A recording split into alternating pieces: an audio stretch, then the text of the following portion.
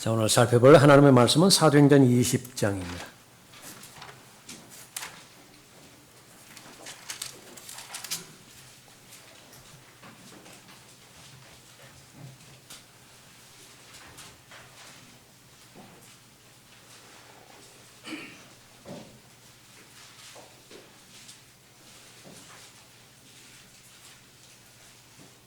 사도행전 20장 28절부터 32절까지 받들어 읽겠습니다.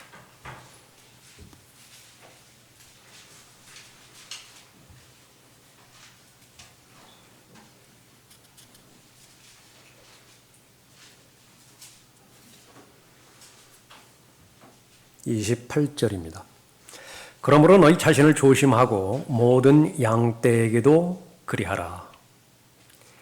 이들을 위하여 성령께서는 너희를 감독자들로 세우셨으며 하나님께서 자신의 피로 사신 하나님의 교회를 돌보게 하셨느니라.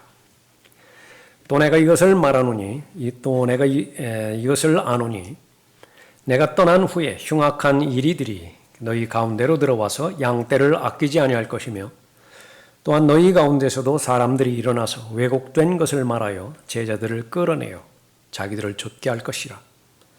그러므로 깨어있어 내가 3년 동안 밤낮으로 각 사람에게 쉬지 않고 눈물로 훈계하던 일을 기억하라.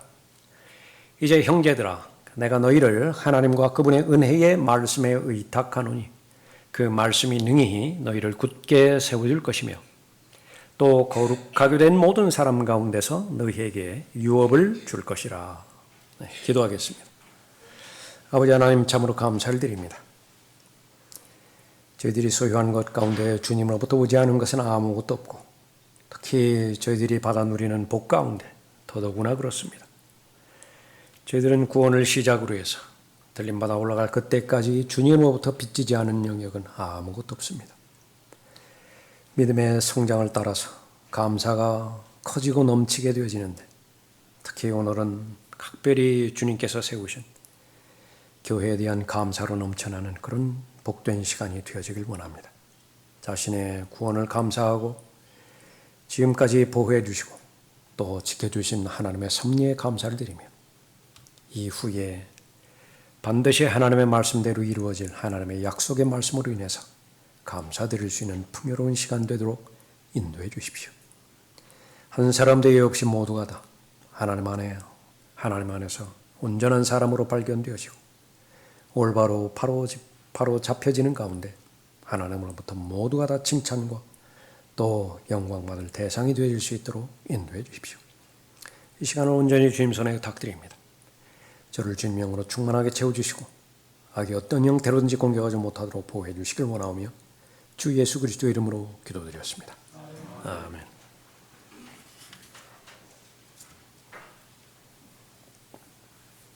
어떻게 교회를 지킬 것인가 라고 하는 제목으로 말씀드리겠습니다. 하나님의 영혼은 여러분 모두가 다 잘 되기를 바라는 마음입니다. 사랑하고 있기 때문에 그렇죠. 사랑하는 자여, 하나님의 음성입니다. 사랑하는 자여, 무엇보다도 내 혼이 잘됨 같이 내가 번성하고 강건하기를 바라노라.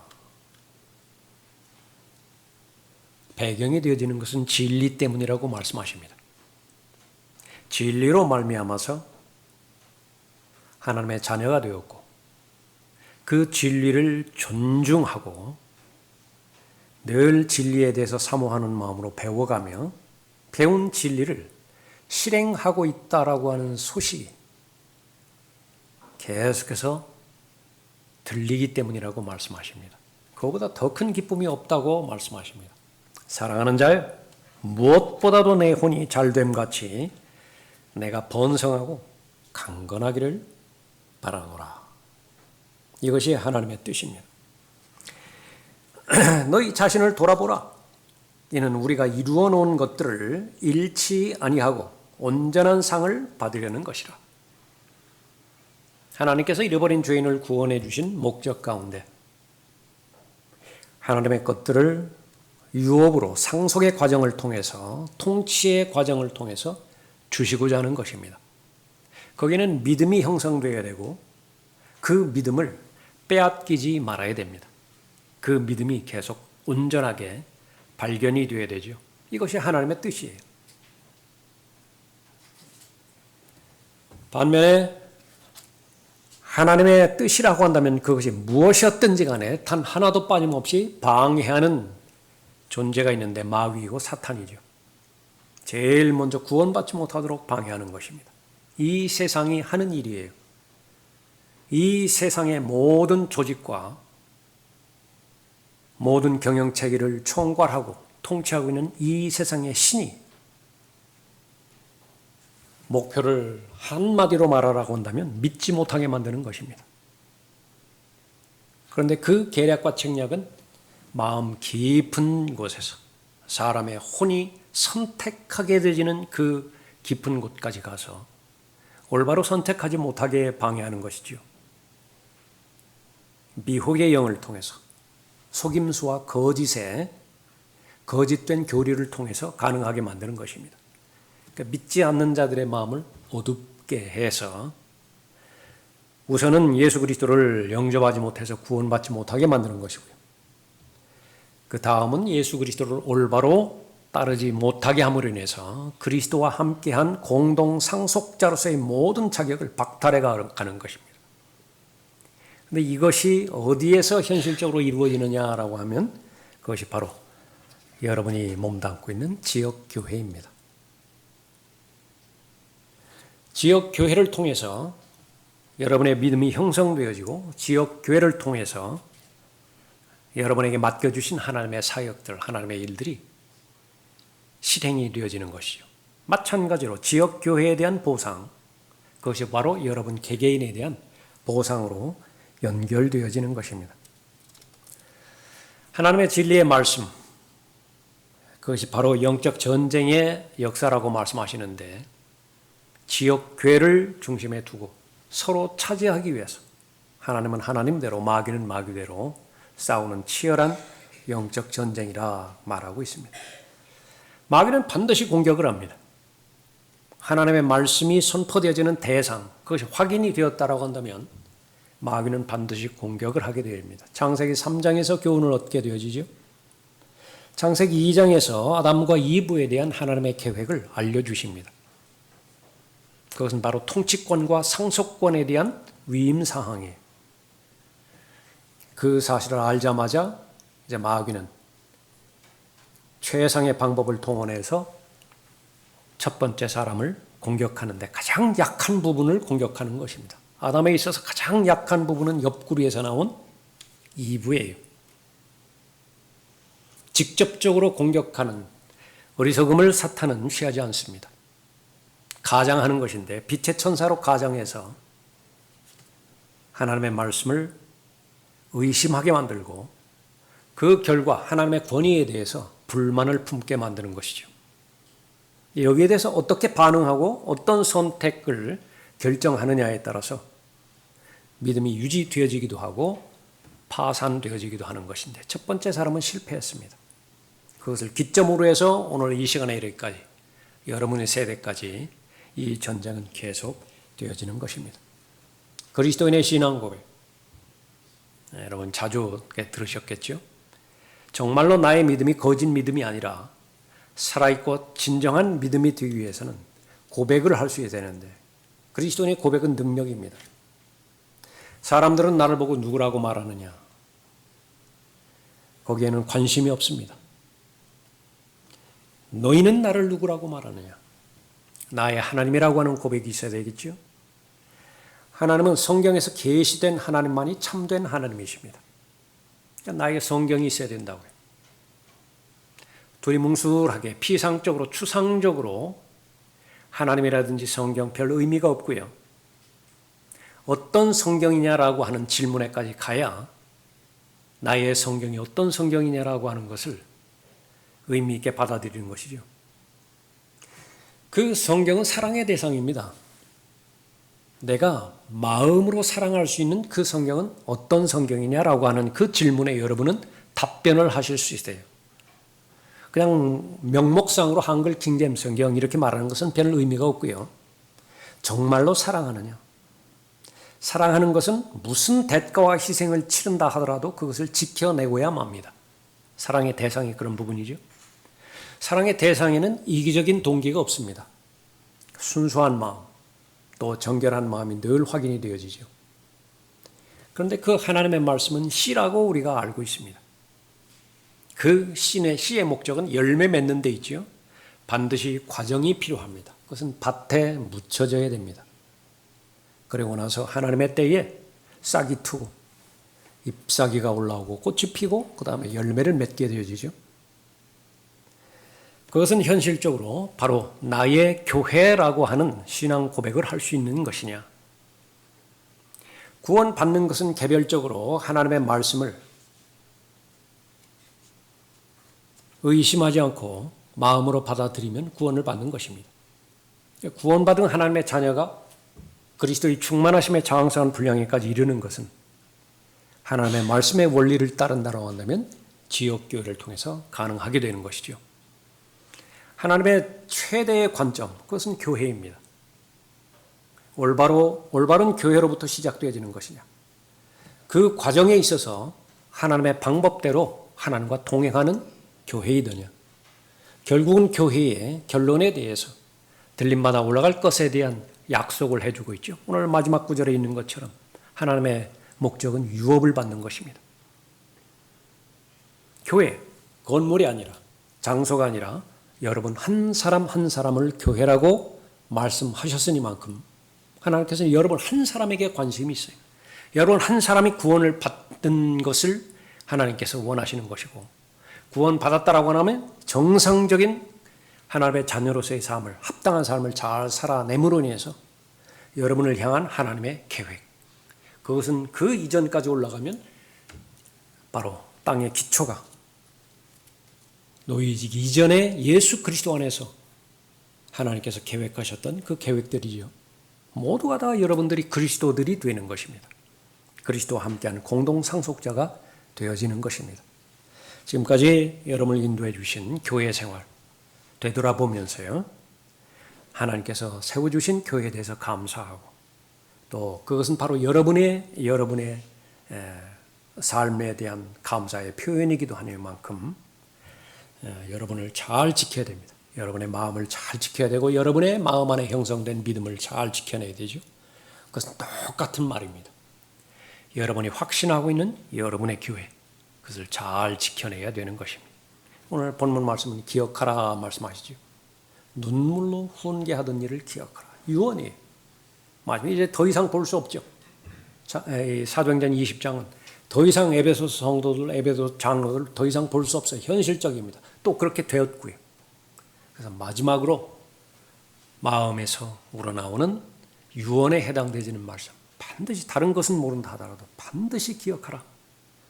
그럼으로 인해서 바로 절대로 믿음 빼앗기지 말고 또 면류관 빼앗기지 말고 그것을 잘 지켜내므로 인해서 하나님께서 예비해 주신 유업을 모두가 다 상속받고 유업의 상속자가 되라라고 하는 권면의 말씀입니다.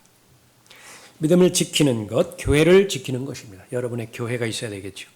첫 번째로 교회의 가치를 기억해야 됩니다. 28절 보십시오. 그러므로 너희 자신을 조심하고 모든 양떼에게도 그리하라. 이들을 위하여 성령께서는 너희를 감독자로 세우셨으며 하나님께서 자신의 피로 사신 하나님의 교회를 돌보게 하셨느니라. 하나님의 피로 사신 하나님의 교회니까 그 소유권은 하나님께 있지요. 그것이 의미가 있기 위해서는 나의 하나님이라고 하는 고백이 있듯이 하나님께서 섭리 가운데서 나의 교회라고 고백할 수 있는 고백으로 인도하는 것입니다. 예수님께서는 자신의 피라고 하는 엄청난 대가를 지불하시고 무언가를 사셨어요. 이것을 복음서에서 알려주시는 사건이 하나 있죠. 진주 상인이 있습니다. 이 사람은 전문가예요. 목표는 무엇이냐 그러면 최상의 상품인 진주를 발견하는 것이고 그것을 구입하는 것입니다. 그 진주를 발견하는 것도 쉽지는 않아요. 전문 지식이 있어야 되겠죠. 평범한 사람은 그 안목이 없다라고 한다면 이것이 자연산인지 이것이 사람의 힘으로 양육한 것인지 그거 구분하지도 못하는 거죠. 그래서 발견을 했습니다. 그럴 때에 이 사람의 선택과 이 사람의 결정은 매우 쉽습니다. 매우 단순해요. 그것은 사는 거예요. 그것이 얼마짜리냐 가격에 별 관심이 없어요. 그냥 사는 거예요. 사야 돼요. 그 가격이 요구하는 것이 밭을 팔아야 되는 것이라고 한다면 기탄없이 밭을 파는 것입니다. 자신의 전 재산을 다 돈으로 바꾸는 것이라고 한다면 거리낌이 없어요. 어떠한 갈등도 없습니다. 그것을 사고야 마는 것입니다. 그 진주는 교회입니다. 예수님께서는 바로 이 교회를 사주시기 위해서 자신의 모든 것을 다 팔았는데 가장 값진 것이 생명이죠. 인간의 생명, 물어볼 것도 없습니다. 아무리 돈을 많이 번다 하더라도 자신의 생명이 병원에서 제한된 생명이라고 말했을 때 그것을 늘리는 데 있어서 어떤 돈이 아깝겠어요? 하물며 하나님의 생명이겠습니까? 하나님의 피, 바로 예수님의 피를 말하는 것이죠. 지역교회의 그 시작, 그리스도의 몸의 시작도 마찬가지지만 예수 그리스도의 보혈로 시작되는 것입니다. 우리를 사랑하셔 자신의 피로 우리의 죄들에서 우리를 씻기시고 요한계시록 1장 5절 말씀입니다. 이것은 하나님의 교회를 피로 사셨다라고 하는 말과 똑같은 말씀입니다. 동기는 사랑이래. 우리를 사랑하시오. 하나님께서 세상을 이처럼 사랑하셨죠. 대상은 누굽니까? 우리의 마음을 초월하는 사랑입니다. 죄인인데도 사랑하셨고요. 무능력한 하나님을 공격하는 하나님의 원수인데도 사랑하셨대요. 이거는 우리는 이해할 수 없습니다. 그 사랑으로 자신의 피를 흘려주셔서 모든 죄들로부터 우리를 씻기셨어요. 과거와 현재, 앞으로 유약해서 짓게 되어질 죄들까지도 단번에 영원히 해결해 주신 것이죠. 그러한 예수 그리스도의 희생으로 교회는 태어날 수 있었습니다. 사도행전 2장에서 오순절 때 성령께서 강림하셔서 그리스도의 몸이 형성이 되었죠. 어머니가 태아를 베었는데 암 진단이 동시에 나왔죠. 항암 치료를 하면 아이는 사산해야 됩니다. 아이를 살리기 위해서는 치료를 거부해야 돼요. 두말할 것도 없이 갈등도 없이 결정합니다. 아이 출산이. 그렇게 해서 아이는 태어났고 또 어머니는 죽었습니다. 어떻게 해서 태어난 인생입니까?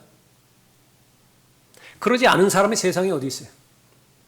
다 그렇게 고귀한 희생을 근거로 해서 태어난 인생들인데 그것을 무한 확대한 것이 바로 하나님으로부터 태어난 하나님의 자녀들 아니겠습니까? 실제로 죽으셨어요. 그 죽음으로 인해서 태어난 것입니다. 어떤 인생이라고 함부로 살겠습니까? 어떤 인생이라고 되는 대로 살겠습니까? 예수 그리스도는 죄인을 위해서 죽으신 구원자이십니다. 그러나 그는 우리의 허물로 인하여 상처를 입었고 그는 우리의 죄악으로 인하여 상하였도다. 모두가 다 우리 때문이에요. 우리는 마땅히 받아야 되는 것이 있는데 하나님의 심판과 하나님의 저주입니다. 지옥의 영원한 형벌이에요. 마땅히 받아야 되는 것을 받지 않는 것이에요. 그것이 하나님의 은혜입니다. 어떤 과정을 통해서 그렇죠? 엉뚱한 사람이 다 받아버린 거예요. 바로 하나님의 어린 양으로 오셔서 죽을 목적으로 저주와 심판받을 목적으로 오신 예수 그리스도께 나의 모든 죄의 짐이 다 옮겨진 것이지요. 나의 하나님 어찌하여 나를 버리셨나이까? 여러분은 그 답을 알고 있다고. 나를 살리기 위해서, 나를 영원히 살리기 위해서 가장 사랑하는 아들을 버려야만 됐다고요. 그걸 무슨 수로 이해를 하죠?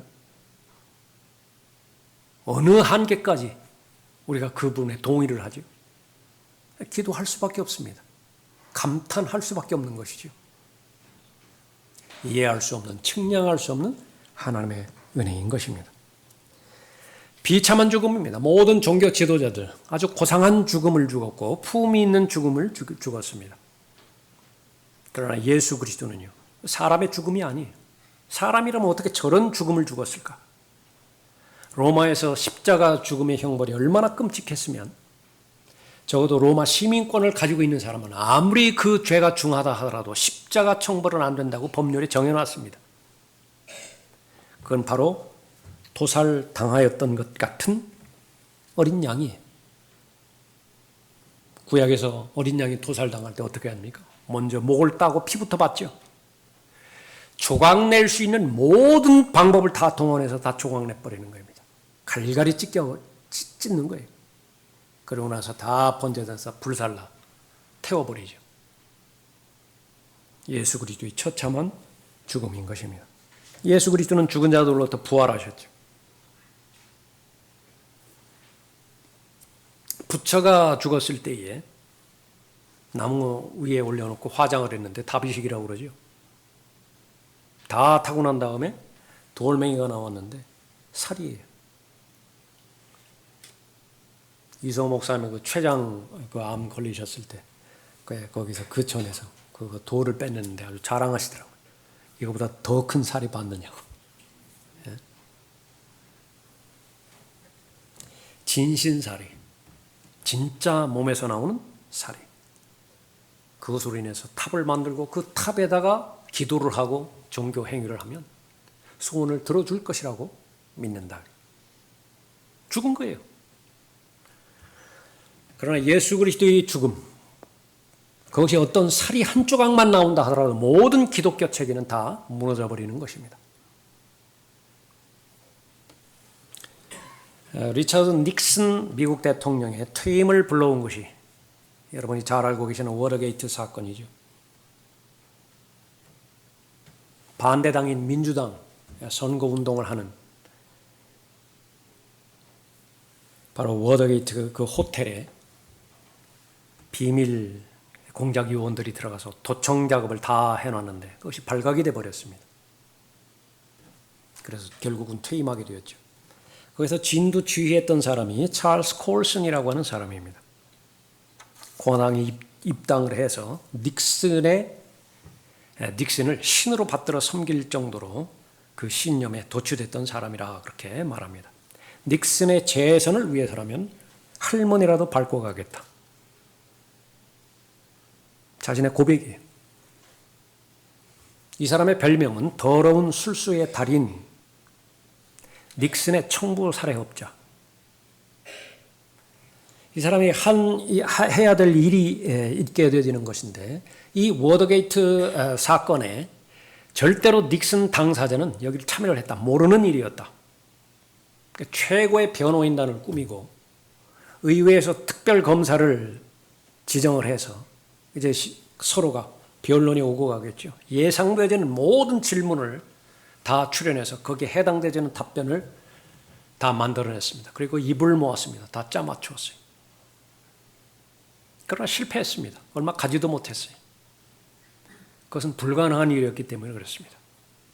한 사람 한 사람 모두가 다 법률의 전문가들이었고 또 서로가 입을 맞췄지만은 거짓을 참으로 만든다라고 하는 것이 그 명제 자체가 잘못되었기 때문에 거짓으로 들통이 났죠. 교도소에 가게 되었고 7개월 동안 복역을 하게 되었습니다. 7개월 동안 복역하는 동안 지금까지 교인이었던 그가 성경을 읽기를 시작했는 것인데 이제 그 사람의 삶이 변화가 되었습니다. 1976년에 새로 태어나다라고 하는 책을 썼는데 수백만 권이 팔렸고요. 그 다음에는 죽을 때까지 2012년도가 거기서 죽었는데 그때까지 교도소를 방문하면서 복음을 증거했던 것입니다. 그 원인은 무엇이었는 것인가? 성경을 보니까 예수 그리스도의 부활을 증거하던 사람들이 있었는데 이 사람들은 배움이 없었던 사람들이에요. 반면에 자기들은 최고의 전문가들이라. 만약에 예수 그리스도의 부활이 가짜라고 말한다고 한다면 유대인들이 로마 군인들을 매수를 했죠. 그래서 제자들이 와서 그 시체를 가져갔다고 그렇게 거짓말하라. 그 두루 퍼졌다고 그랬습니다. 만약에 그것이 사실이라고 한다면 자신들의 스승을 무덤에서 훔쳐가서 사람들에게 거짓을 퍼뜨리고 예수 그리스도는 부활했다라고 한다면 그것이 몇 년간 지속이 될 것이냐? 그것이 과연 들통이 나지 않을 수 있는 것이냐? 그로부터 최소한 2000년이 흘렀는데 거기에는 절대 진리로 우리가 받아들여진 것이죠. 여기에서 무너져 버렸습니다. 참된 하나님의 자녀로 거듭나게 되었던 것이죠. 그 사람들은 나무에 매달려서 불타 죽으면서도 예수 그리스도의 부활의 증인을 거부하지 않았어요. 콜로세움에서 원형 경기장에서 사자에게 물어 뜯기면서도 예수 그리스도의 부활에 대해서 부인하지 않았던 것입니다. 그것이 바로 하나님의 피예요. 예수 그리스도의 부활로 말미암아서 그리스도의 몸이 형성이 되었고 그 그리스도의 몸이 바로 교회의 시작인 것입니다. 그는 몸인 교회의 머리시라. 그는 시작이시며 죽은 자들로부터 첫 번째로 나셨으니 이는 그가 만물 안에서 으뜸이 되려 하심이라. 골로새서 1장 18절 말씀이죠. 이후로 구원받지 못한 잃어버린 혼들이 바로 부활하신 예수 그리스도를 개인의 구주로 믿고 영접함으로 인해서 계속 구원받은 것입니다. 믿음을 지키는 것, 그것은 교회를 지키는 것인데 반드시 기억해야 됩니다. 예수 그리스도는 나에게 있어서 어떤 분이시냐?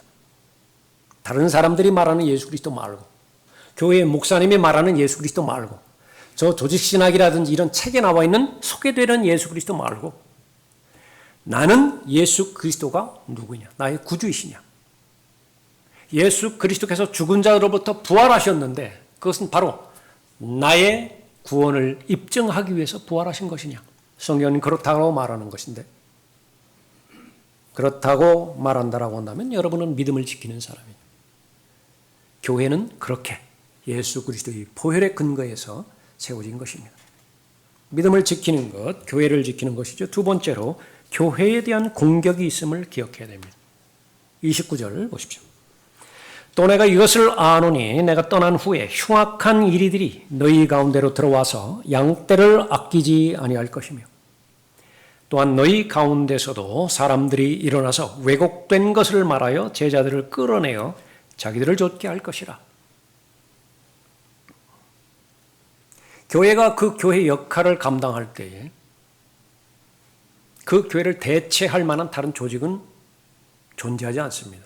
하나님도 이 사실을 알고 있고 하나님의 원수인 마귀도 이 사실을 알아요. 그러니까 이 교회에 대한 공격은 필수적입니다. 마귀 편에서 볼 때. 교회가 형성되지 못하도록 방해하는 것으로부터 시작해서 모든 모임들이 그렇지만 교회가 처음에 시작할 때 얼마나 극심한 반대가 있습니까? 하나님의 은혜 가운데서 그 교회가 이제 시작이 되어지겠죠. 그렇다고 해서 공격을 포기하는 것이냐? 아닙니다. 더더욱 2배나 3배나 더 교활한 방법으로, 파괴적인 방법으로 교회의 기능을 마비시키기 위해서, 파괴시키기 위해서 공격하는 것이죠. 성경은 2가지 공격 패턴에 대해서 언급하고 있습니다. 하나는 외부적인 공격이고 하나는 내부의 공격이라 말하고 있습니다. 또 내가 이것을 아노니 내가 떠난 후에 흉악한 이리들이 너희 가운데로 들어와서 양떼를 아끼지 아니할 것이며. 성경에서는 분별력에 대해서 매우 강조하죠. 선한 목자가 있고 우상 목자가 있습니다. 그런데 겉모습을 봐서는 구분하지 못해요. 성경에서는 믿음의 창시자의 완성자이신 예수 그리스도가 계시지만 또 다른 예수가 있다라고 언급하고 있죠. 외부의 공격. 하나님의 피로 사신 교회가 계속해서 그 믿음의 여정을 유지하고 지켜나가는 데는 방법 하나가 있는데 성경에서 멀어지지 않으면 됩니다. 그런데 성경은 옛 길이라고 소개를 하죠. 반면에 사람들은 계속해서 최근의 것을 선호합니다. 성경도 마찬가지고요. 계속 새로 나온 성경, 새로 나온 성경. 그 가운데 흠정력도 있고 무슨 표준도 있고 그런 거예요. 옛 길만을 고집을 해야 됩니다. 그것은 동기가 순수한 것이고요. 그 옛 길만을 고집할 때 비록 구닥다리라고, 구식 설교자라고, 구식 믿음이라고 그렇게 제한을 둘지 모르지만 그것만이 살 길이에요. 그런데 여기서 자꾸 이탈하게 만드는 것입니다. 더 멋있어 보이고 더 세련돼 보이고 더 매혹적으로 보이게 만드는 그런 공격들이 있는 것입니다. 이리들이라 말하고 있습니다. 이리의 특징 가운데 몇 가지를 살펴보면 무리지어 다닙니다. 혼자서 일하지 않고 무리를 지어 다닐 때 더 안전하죠. 자기 자신들이. 더 많은 피해를 줄 수가 있습니다. 아무리 사자가 왕이라 하더라도요. 때를 지어 나가는 하이에나, 이리들, 거기는 감당을 못합니다. 어두운 곳에서 활동을 하죠. 빛을 싫어합니다. 공개적인 것을 절대로 싫어해요. 뒤를 좋아하고요. 어두운 곳을 좋아하는 것입니다. 자신의 잘못이 드러날 것, 그것을 무서워하고 두려워하기 때문에 그렇습니다. 노릴 때에 젊은이들, 분별력이 약한 젊은이들을 공격의 대상으로 삼는 것입니다.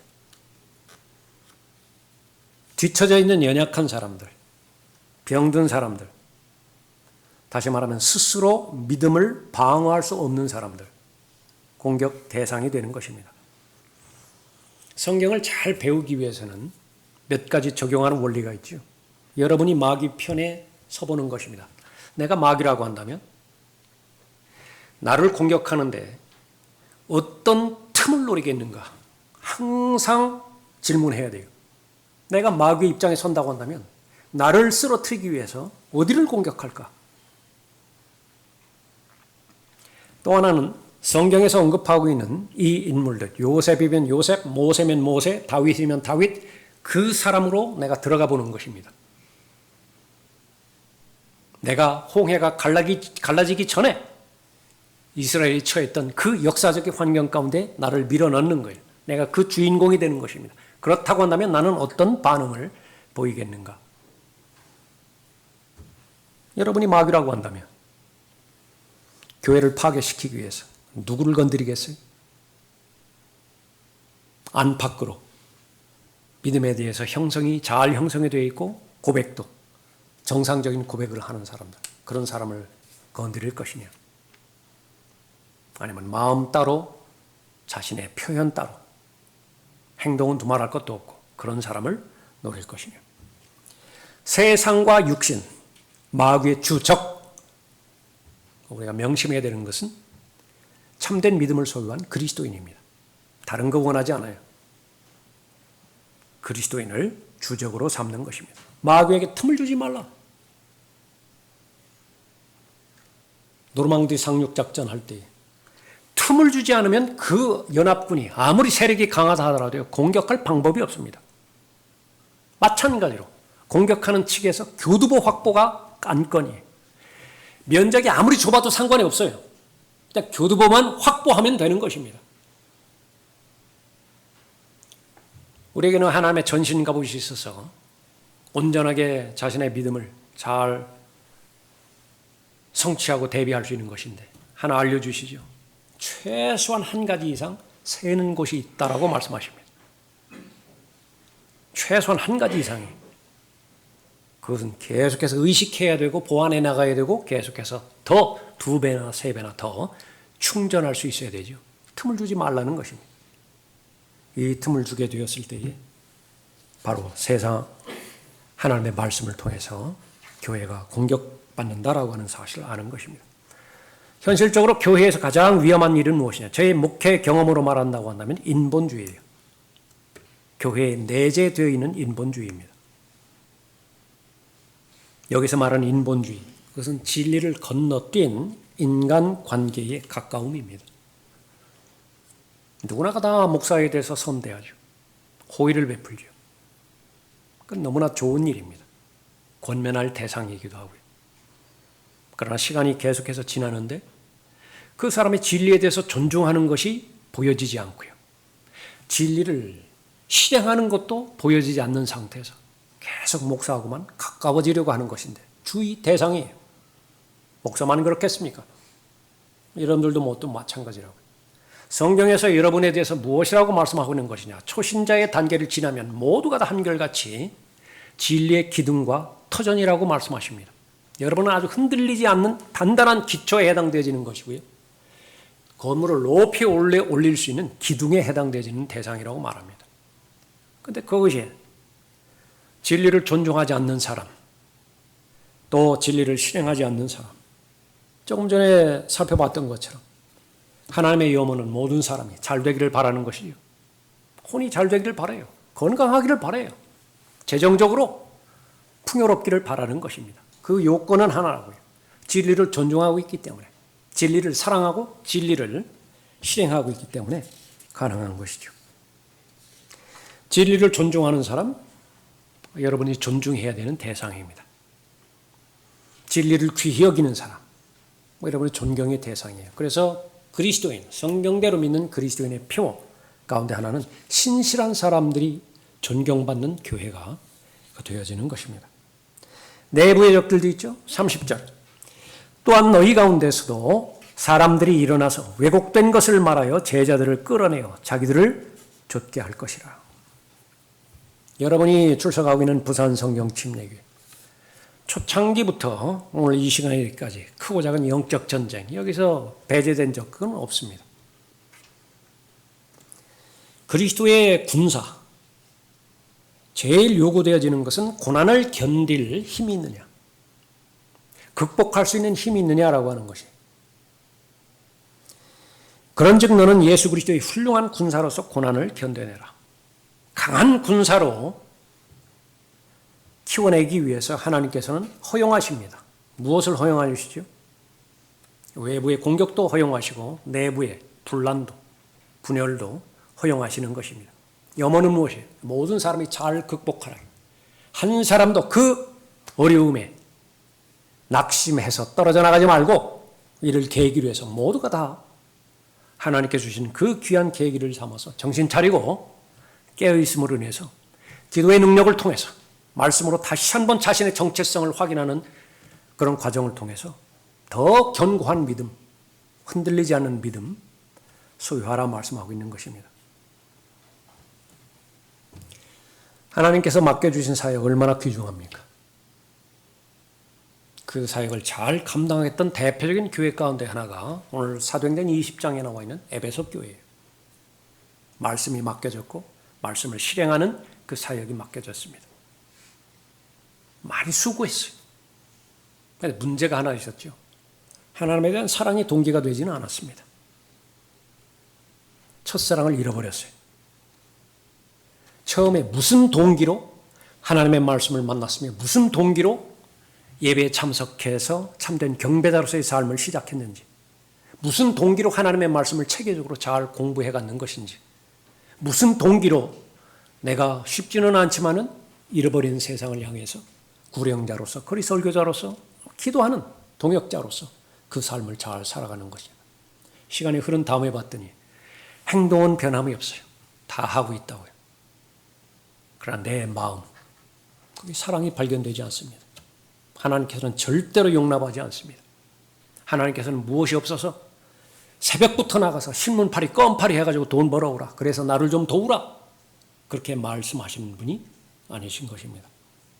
사역이 하나님에 대한 사랑보다 더 우선될 때 하나님께서는 바람을 보내십니다. 개인적으로 나에게 쭉정이가 될 요소가 있는 부분이 있어요. 그거 날려보내야 된다고요. 군더더기로. 지금 42.19km를 가는데도 그러지 않아도 잘 구비가 됐음에도 쉽지 않은 부분인데 주머니에 잔뜩 뭔가를 넣었다. 심지어 백색 메고 거기에다 뭐 잔뜩 짊어지고 있다. 더 나가서 체중 조절에도 실패해버렸다. 그 상태에서 어떻게 마지막 달려갈 길을 다 마칠 수 있겠습니까? 하나님께서는 잠깐 아무리 급해도 스톱 먼저 정리정돈을 하시는 것입니다. 바로잡아 주시는 것이. 분명한 목적을 상실하고 모임에만 매달릴 때예요. 희희낙낙하게 되어 있습니다. 좋다고요. 뭐 싫은가요? 사람끼리 만나서 서로 삶을 나누고 관심사를 나누는데. 그러나 그것이 의미가 있기 위해서는 우리는 어디를 향해서 가는 것인가? 교제의 최종적인 목적은 바로 예수 그리스도예요. 예수 그리스도는 믿음을 시작하신 분이죠. 믿음을 완성하신 분이십니다. 믿음이 성장하면서 그분의 오심에 대해서 위로를 받고 도전과 용기를 받고 지금 그 하나님의 말씀의 기준에 비춰봤을 때 내 삶이 하루하루가 어렵죠. 쉽지 않죠. 그래서 위로를 받는 거예요. 그것이 성도들의 교제가 되어 있는 것입니다. 성별의 수준을 낮춰버렸습니다. 우리도 이만하면 됐다. 현실적으로 더울 때 모이는 것, 추울 때 모이는 것, 모임에 별 어려움을 느끼지 못해. 목적을 만에 하나 상실해버린 상태에서 모임 자체에만 의미를 둘 때에 영락없이 하나님께서는 바람을 날려보내십니다. 쭉정이를 다 처리해버리는 거예요. 하나님께서 심지 않은 초목이 있습니다. 혹시 그런 초목이 지역교회에 슬며시 와서 자리를 두고 있습니까? 하나님께서 불쾌 여기시는 것입니다. 날려버리는 거예요. 이것이 바로 교회의 공격이 된 선기능입니다. 여기에 대해서 올바로 반응할 때에 모두가 다 윈윈 해야 돼요. 실수하지 않는 사람이 어디 있어요? 게으름의 본성에서 자유로운 사람이 어디 있습니까? 목자부터 시작해서 모든 성도들 다 거기에 해당 사항이 있죠. 끊임없이 하나님의 말씀, 거울에 해당되는 말씀에 근거해서 자신을 성찰하라는 것이죠. 살펴보고 나서 나는 믿음을 지켜야 됩니다. 그것은 교회 생활에 달려 있어요. 주님의 피로 사신 교회를 잘 지켜나가야 되는 것입니다. 하나님께서 보내주신 사람입니까? 오늘 기도하실 때 목자를 위해서 기도하고 성도들 개인을 위해서 기도하셨는데 여러분의 평생 기도 제목이 되어야 됩니다. 제일 큰 감사, 교회를 주신 것에 대한 감사예요. 교회는 한 사람이라고 말씀하셨죠? 한 사람 한 사람을 주신 것에 대해서 감사하고 사랑하고 존경하고 나보다 그 사람을 더 존귀히 여겨야 됩니다. 그 사람의 필요에 더 마음을 가꿔야 되겠죠. 그러면 성경은 보장합니다. 분열을 넘어서서 서로가 다 좋은 결속 가운데서 더 강성한 모임이 된다는 거예요. 우리 기도 모임 때에 빼놓지 않고 있는 거의 대부분 하고 있는 기도 제목이 있죠. 모임에 나오지 못한 분들 여러 가지 사정이 있을 거 아니겠어요? 영적으로 어려움 당하지 않도록 기도하는 것입니다. 더욱더 그럴수록 더욱더 2배나 3배나 더 말씀에 집중하고 기도에 전념해야 되겠죠. 중보기도예요. 각 지역 모임을 향해서는 어떻게 기도하나요? 목자와 성도들도 간에 틈이 없이 분열됨이 없이 더 강한 결속을 이루어 주시라고. 왜 그러냐면 현실적인 교회의 어려움이 바로 그런 부분이기 때문에 그런 것입니다. 믿음을 지키는 것, 그것은 하나님의 염원입니다. 잘 되기를 바라요. 혼이 잘 되고 건강하고 또 재정 문제부터 시작해서 모든 삶의 문제들이 다 잘 되기를 바라는 것이라고. 믿음에 달려 있습니다. 믿음을 지키는, 교회를 지키는 그런 사람이 되어지길 바라죠. 마지막 세 번째로 교회의 궁극적인 승리를 기억하는 것입니다. 31절 보십시오.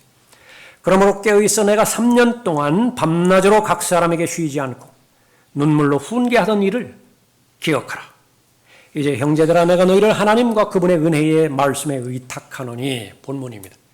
지금까지 거푸집은 거푸집대로의 역할이 있었죠. 거푸집 없는 건물 어떻게 생성할 수 있느냐. 그러나 궁극적으로는 다 떨어져 나가야 돼요. 다 떨어져 나가야 됩니다. 하나님께서 우리에게 자녀를 주셨죠. 그 과정은 엄마와 아빠를 통해서 자녀를 주신 거예요. 그러나 나중에는 엄마, 아빠 이제 독립해야 돼요. 엄마, 아빠는 자녀 놔줘야 되고요. 자녀는 궁극적으로 자신의 때에 엄마, 아빠로부터 독립해야 됩니다. 영적 독립이에요. 하나님 한 분만 바라보고 하나님 한 분만으로부터 모든 삶의 자산들, 재원들 공급받을 수 있는 믿음이 형성이 되어야 되는 것입니다. 그러기 위해서는 지금까지 잘 배웠죠. 가정에서 잘 배웠을 거예요. 교회에서 잘 배웠을 것입니다. 1년에 52주입니까? 거의 대부분 예배에 참석하셨어요? 한 번 참석하면 2번의 설교를 듣습니까? 1년이면 100번의 설교를 듣는다고요. 10년 동안 교회 왔습니까? 몇 번 설교 들으셨어요? 정말 그렇습니까? 그 가운데서도 내가 이해하기 힘든 거 제껴놓고요. 내가 분명히 알고 이 말씀만큼은 하나님께서 나에게 주신 말씀이다. 그것만 기억한다 하더라도 여러분의 믿음은 마귀가 넘보지 못합니다. 성경은 권면해요. 기억하라고. 눈물로 훈계하던 일을 기억하라고. 제 개인적으로는 목회 25년 돌아보면서 자신을 성찰할 때 그리스도 심판석에서 하나님으로부터 책망받을 것이 그것이 얼마나 많겠습니까? 그냥 겸손해서 하는 말이 아니라 사실이에요. 사실이라고요. 그런 한 가지 하나님 앞에 분명하게 말씀드릴 수 있는 것은 바로 말씀을 준비할 때 그것이 설교이든 상담이든 아니면 성경 공부이든 거기에 대해서만큼은 철저하게 자신에 대해서 죽고 다시 말하면 내 의견을 거기에 보태지도 않고 내 의견으로 가감하지도 않고 하나님의 말씀만을 전달하려고 최선을 애썼다라고 하는 사실입니다. 가르치는 일, 또 훈련시키는 일, 이것이 저에게 주신 하나님께서 부르신 소명이라고 확신을 했던 것이죠. 이 우선순위가 바뀌어 본 적은 없습니다. 많은 어려움에 노출되었다 하더라도 그 결과일지 모르지만은 흔들리지 않았어요. 방황하지 않았어요. 그래서 이 말씀은 더욱더 제 개인적인 목회 철학에 연결이 되는 말씀입니다. 말씀에 의탁하는 것만 남아요. 변하지 않는 것은 아무것도 없습니다. 내가 가장 신뢰하는 대상도 흔들릴 수 있고요. 왜 그렇죠? 내가 흔들리니까. 나도 흔들리는데 흔들리지 않는 사람이 어디 있겠습니까? 하나님께서는 분명하게 증거하십니다. 거룩하게 된 모든 사람 가운데서 너희에게 유업을 줄 것이라. 말씀이 주는 거예요. 결국은 하나님께서 잘하게 하시는 것이죠.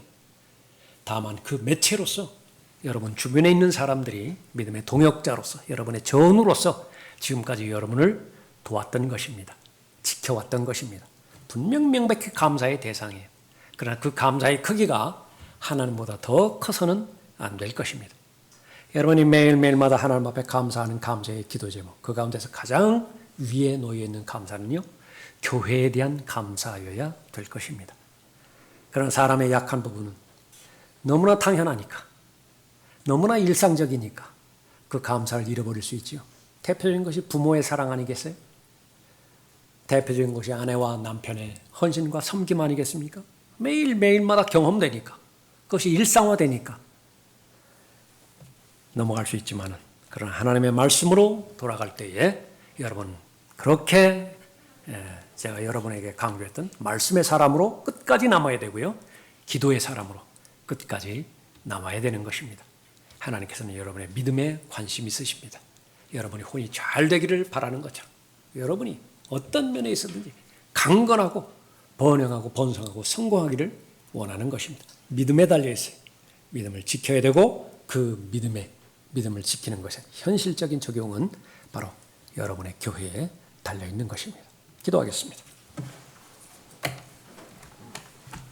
우리 하나님, 저희들이 기도드린 것처럼 귀한 교회 주셔서 감사를 드립니다. 교회는 한 사람 한 사람입니다. 하나님의 섭리 가운데서 한 사람 한 사람, 두 사람, 세 사람의 모임을 통해서 모임을 형성케 해주시고 동일한 믿음과 동일한 영과 동일한 목표를 가지고 줄기차게 이 순간까지 계속해서 하나님께서 제시해 주신 믿음의 길을 걸어갈 수 있도록 인도해 주심을 감사를 드립니다. 이 자리에 참석한 한 사람 모두가 다 잘 돼야 됩니다. 번성해야 되고 강건해야 됩니다. 하나님의 말씀이, 은혜의 말씀이 책임져 주신다고 말씀하고 있습니다. 모두가 다 주님의 피로 사신 교회를 세우는 사람이 되도록 인도해 주십시오. 모두가 다 교회에 대해서 하나님의 관심, 하나님의 마음을 모두가 소유하는 하나님의 자녀들 되도록 도와봐 주십시오. 초청 시간을 통해서 진정으로 교회에 대한 감사를 표명하게 해주시고 이 부분에 있어서 또 결핍된 부분이 있습니까? 아울러서 믿음으로 아뢰일 때 모두 응답해 주시도록 복 주시길 원합니다. 주 예수 그리스도의 이름으로 기도해 주었습니다. 아멘. 다 같이 일어나시겠습니다. 말씀드린 대로